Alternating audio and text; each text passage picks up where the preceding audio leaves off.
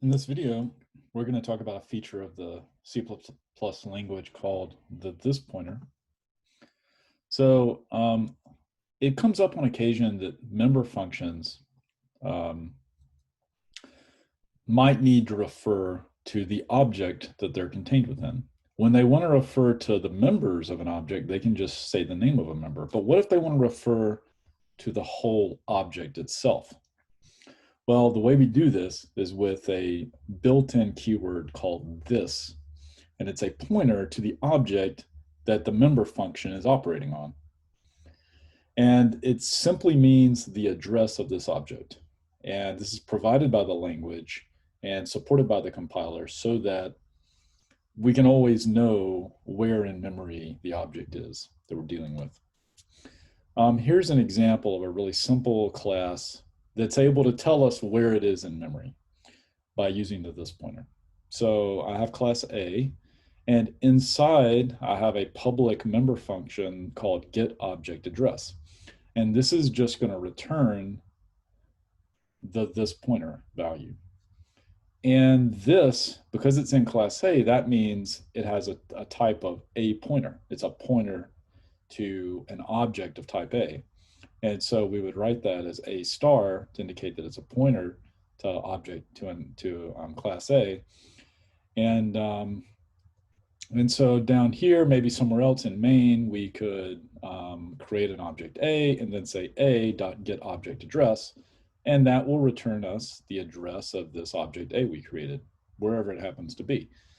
You may be thinking, oh, there's another way I could do that. I could just put an ampersand on object A to calculate its address. And you could, and it would do the exact same thing.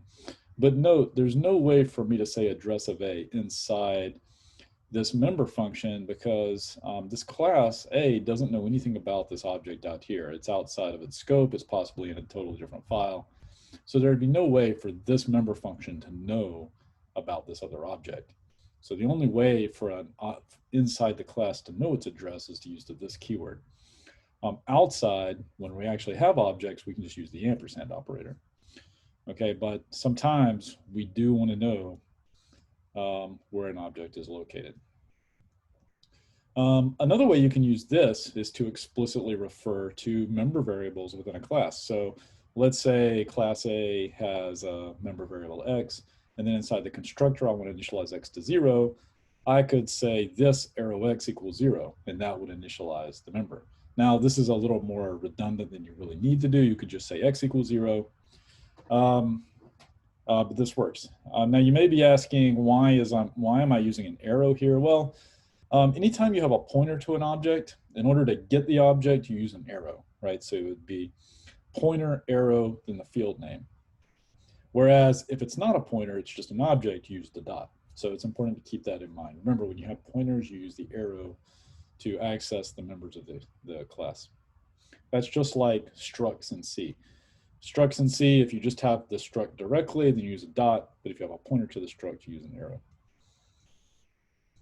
Another use of the this pointer is testing for object equivalence. Let's say I want to know if two of my objects are the same. Well, one trivial way objects are the same is if they're literally the same location in memory. They're literally the same object in memory, not just the same content. And so if I have this function that returns a Boolean, whether or not two objects are equal, then it's gonna, I'm gonna call this, I'm gonna have an object and call is equal on another object to see if they're the same. And if they're the same address, I should just stop because they must be the same.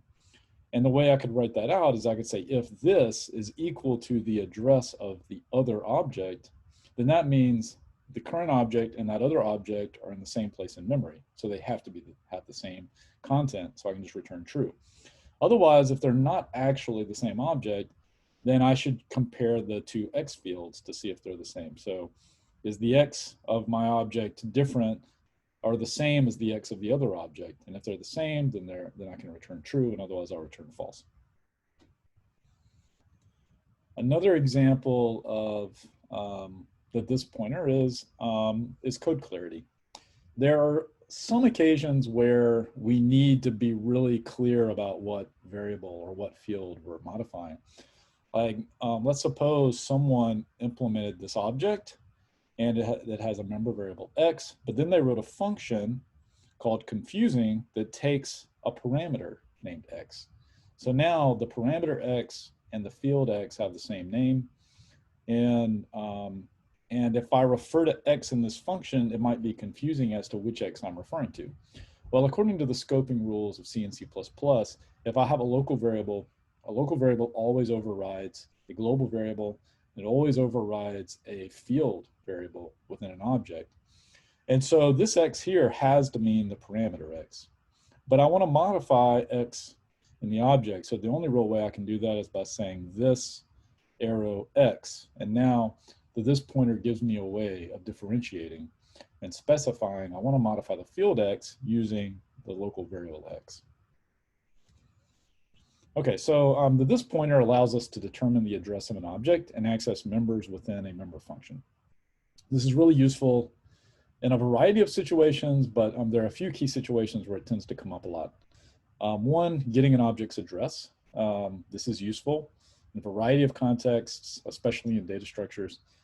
Checking for object equivalents using their address, and ensuring clarity of code in some situations where a local variable and a field might have the same name.